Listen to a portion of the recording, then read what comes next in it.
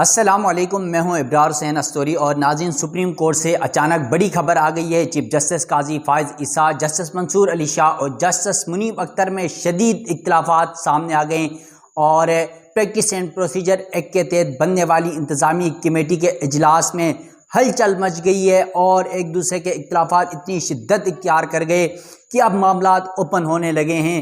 Open ہو گئے۔ قاضی فائز عیسیٰ نے بڑی وہ دھماکہ کر دیا ہے۔ اس کے ساتھ ساتھ دیگر دو ججز کے اب انتظار ہے کہ وہ اس کا کیا جواب دینے جا رہے ہیں۔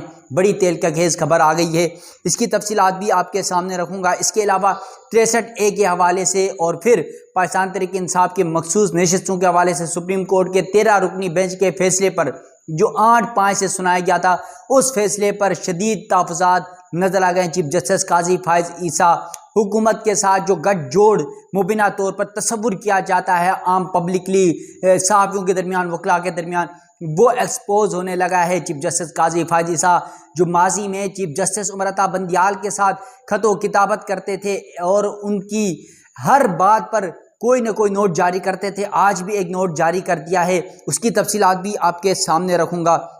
ناظرین، چیف جسٹس قاضی فائز صاحب کو پی ٹی آئی کی مخصوص نشستوں کا 13 رکنی فل کورٹ کے 13 میں سے 8 ججز کا فیصلہ ہضم نہیں ہو سک رہا ہے اور پھر بڑی واردات ڈالنے کی کوشش سپریم کورٹ کے 2 سینئر ججز یعنی دونوں اگلے چیف جسٹس ہیں، جسٹس منصور علی شاہ اور جسٹس منیب اختر نے پوری پلاننگ وہ ایکسپوز کر دیا ہے، ناکام کر دیا ہے۔ اس کے ساتھ ساتھ چیف جسٹس قاضی فائز عیسیٰ کو عدالت میں ہونے والی شکست کے بعد اب پریکٹس اینڈ پروسیجر کمیٹی کے اندر بھی وہ شکست نے پریشان کر دیا ہے۔ اب 2-3 دن قبل سپریم کورٹ آف پاکستان میں بینچز کی تشکیل اور کیسز سماعت کے لیے مقرر کرنے والی 3 رکنی پریکٹس اینڈ پروسیجر انتظامی کمیٹی کا 17واں اجلاس ہوا تھا۔ آج چیف جسٹس قاضی فائز عیسیٰ کی جانب سے اس اجلاس کے منٹس جاری کر دیے گئے ہیں۔ 5 صفحات کے یہ منٹس ہیں، 5 میں سے 2 صفحات پر منٹس ہیں اور 3 صفحات کا چیف جسٹس قاضی فائز عیسیٰ نے الگ سے ایک نوٹ لکھا ہے اور اس نوٹ پر وہ آئین اور قانون کی جو ماضی میں باتیں کرتے تھے وہ ماضی کی باتیں کرتے ہیں، جبکہ کئی ایسے مقدمات، خاص طور پر اگر عمران خان کے مقدمات، پی ٹی آئی کے مقدمات کی بات کی جائے تو کئی مقدمات قاضی فائز عیسیٰ صاحب کے سامنے ہیں۔ عمران خان نے جب اڈیالہ جیل سے ویڈیو لنک کے ذریعے پیشی ہوئی تھی تو اس وقت بھی چیف جسٹس قاضی فائز عیسیٰ کی عدالت میں بینچ 1 میں جب وہ ویڈیو لنک کے ذریعے تھے تو وہاں پر بھی یہ کہا تھا کہ آپ میرے مقدمات نہیں لگاتے ہیں، وہ مقدمات نہیں لگتے ہیں، لیکن جب نون لیگ کی درخواست آتی ہے تو چیف جسٹس قاضی فائز عیسیٰ صاحب کو دن رات ایک کرنی پڑتی ہے۔ لیکن اب لگتا ہے پہلے کہ منصور علی شاہ صاحب کے ساتھ مل کر چیف جسٹس عمر عطا بندیال کو ٹف ٹائم دیتے تھے، تو اب جو کہتے ہیں نا، جب آپ کسی کے لیے کھڈا کھودتے ہیں تو آپ اس کھڈے میں گرتے ہیں۔ قاضی فائز عیسیٰ صاحب نے عمر عطا بندیال کے لیے جو کھڈے کھودے تھے اب اس پر وہ خود گرتے نظر آ رہے ہیں۔ چیف جسٹس قاضی فائز عیسیٰ کو اس وقت مشکلات وہ سامنا کرنا پڑ رہی ہے کیونکہ کمیٹی کے اندر اب 3 ججز کی کمیٹی ہے پریکٹس اینڈ پروسیجر ایکٹ کے تحت۔ اس میں جو 2 سینئر جج ہیں، اگلے چیف جسٹس ہیں جسٹس منصور علی شاہ، اس کے بعد جو چیف جسٹس بنے ہیں منیب اختر، دونوں نے بڑے معاملات پر اختلافات کیے ہیں۔ اس کے علاوہ جو اجلاس ہے اس کی جو مکمل تفصیلات ہیں، سپریم کورٹ انتظامی کمیٹی اجلاس کے منٹس پی ٹی آئی مخصوص نشستوں کے معاملے پر مسلم لیگ نون کی نظر ثانی درخواست سماعت کے مقرر نہ ہونے اور مرضی کا بینچ نہ منانے پر جاری کر دیا ہے۔ سپریم کورٹ میں پی ٹی آئی کی مخصوص نشستوں کے فیصلے کی نظر ثانی درخواستیں سماعت کے لیے مقرر کرنے کے معاملے پر صورتحال گمبھیر ہوتی جا رہی ہے۔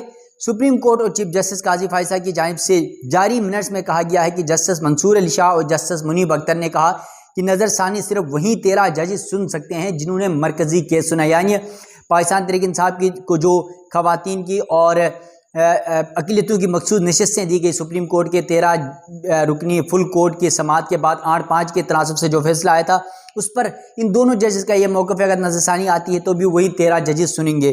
اس کے علاوہ دونوں ججز نے یہ بھی کہا کہ مرکزی کیس کا تفصیلی فیصلہ بھی تاحال جاری نہیں ہوا۔ جسٹس منصور علی شاہ اور جسٹس منیب اختر کا موقف تھا کہ نظر ثانی مقدمات کا کیس تفصیلی فیصلے کے بعد ہی مقرر کیا جانا چاہیے، جبکہ دونوں ججز نے یہ بھی کہا کہ گرمیوں کی چھٹیوں کے باعث ججز دستیاب نہیں ہے تو اس لیے بھی یہ کیس مقرر نہیں کیا جا سکتا۔ سپریم کورٹ کی جانب سے جاری منٹس میں چیف جسٹس قاضی فائز عیسیٰ کا موقف بھی بیان کیا گیا ہے۔ چیف جسٹس قاضی فائز عیسیٰ اپنے موقف میں کہتے ہیں کہ نظر ثانی کا حق آئین نے دیا ہے، جج اس کے آرام اور آسانی کو نہیں، آئین کو ترجیح دینی چاہیے۔ فوری طور پر نظر ثانی کو سماعت کے لیے مقرر نہ کیا گیا تو یہ ناانصافی ہوگی۔ نظر ثانی کے لیے ضروری ہو تو چھٹیاں بھی منسوخ ہونی چاہیے، ججز نے آئین کے تحت حلف اٹھایا ہے۔ سپریم کورٹ کے انتظامی کمیٹی کی جاری منٹس کے مطابق ججز کی 3 رکنی کمیٹی نے 2-1 کی اکثریت سے مخصوص نشستوں سے متعلق نظر ثانی درخواستیں تعطیلات کے بعد مقرر کرنے کی منظوری دی ہے۔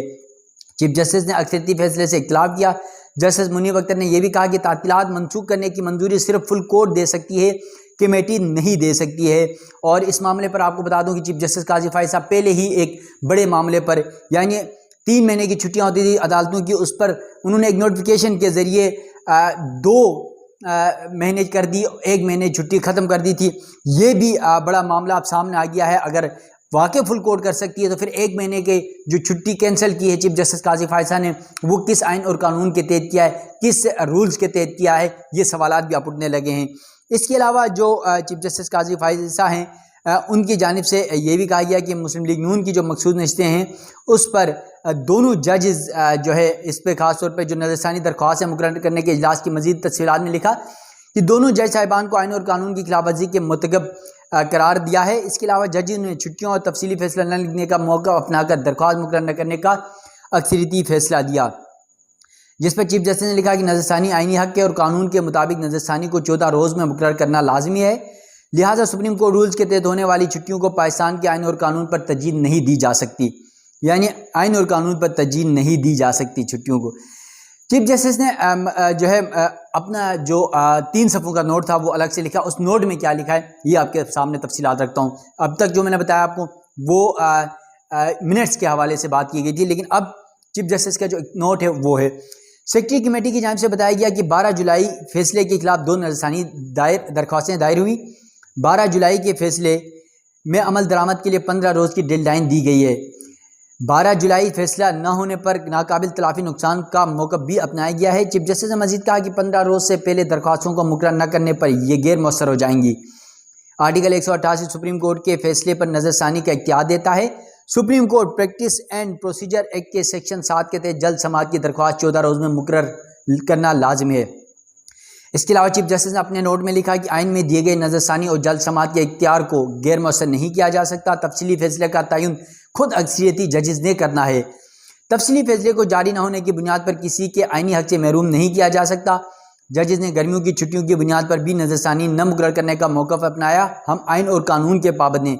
آئین و قانون کے تحت نظر ثانی درخواستیں جتنی جلدی ممکن ہو مقرر ہونی چاہیے، جبکہ نظر ثانی درخواستوں کو 1 ہفتے بعد مقرر کیا جانا چاہیے۔ 1 ہفتہ جسٹس عائشہ ملک کو بیرون ملک سے واپس آنے کے لیے لگے گا، تب تک یہ سماعت کے لیے مقرر ہونی چاہیے۔ پھر چیف جسٹس قاضی فائز صاحب نے 63A کے تحت جو آپ کو یاد ہے وہ جس میں نااہلی کی مدت کا معاملہ تھا، اس کے حوالے سے کہا کہ آرٹیکل 63A کا فیصلہ ہوئے 26 ماہ گزر چکے ہیں، 63A کی درخواستوں کا فیصلہ ہونا چاہیے۔ 63A کا اکثریتی اور اقلیتی فیصلہ والے ججز موجود ہیں۔ 63A نظر ثانی درخواستوں کو آئندہ 10 روز میں سماعت کے لیے مقرر کیا جائے۔ 63A کے بینچ میں جسٹس منصور علی شاہ، جسٹس یحییٰ افریدی اور جسٹس امین الدین خان کو شامل کیا جائے۔ یہ چیف جسٹس کے نوٹ میں جو 3 صفحات کا نوٹ ہے اس میں تحریر کیا گیا ہے۔ تو اب چیف جسٹس قاضی فائز عیسیٰ کو سپریم کورٹ میں شدید جو ہے وہ یہ سمجھے کہ مزاحمت کا سامنا کرنا پڑ رہا ہے، کیونکہ ماضی میں عمر عطا بندیال صاحب کو جس قدر انہوں نے مزاحمت دکھائی تھی چیف جسٹس قاضی فائز عیسیٰ نے جب جج تھے، تو آپ کو یاد ہے اسی بنیاد پر 5 مہینے چیف جسٹس قاضی فائز عیسیٰ نے بطور جج کسی مقدمے کی سماعت نہیں کی۔ انہوں نے یہ سمجھ لیں کہ مقدمات کا بائیکاٹ کیا۔ اس 5 مہینے کا میں بارہا اپنے ولاگس میں یہ سوال اٹھا چکا ہوں کہ 5 مہینے چیف جسٹس قاضی فائز عیسیٰ نے ایک بھی مقدمہ نہیں سنا، اس کا ذمہ دار کون ہے؟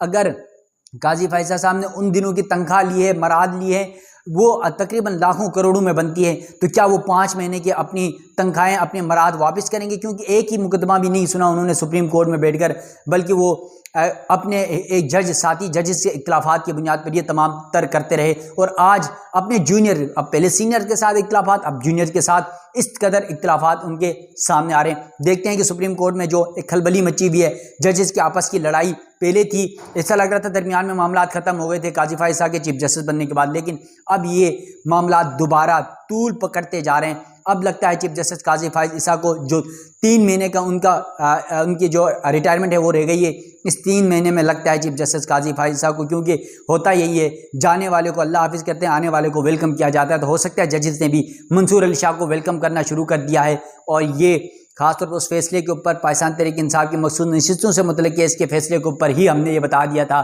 کہ چیف جسٹس قاضی فائز عیسیٰ کا یہ اختتام تھا، منصور علی شاہ کا یہ طلوع تھا۔ تو دیکھتے ہیں کہ اب کون غروب ہوتا ہے، کون طلوع ہوتا ہے، آنے والا وقت یہ بتائے گا۔ اپنے میزبان ابرار حسین استوری کو دیجیے گا اجازت، اللہ حافظ۔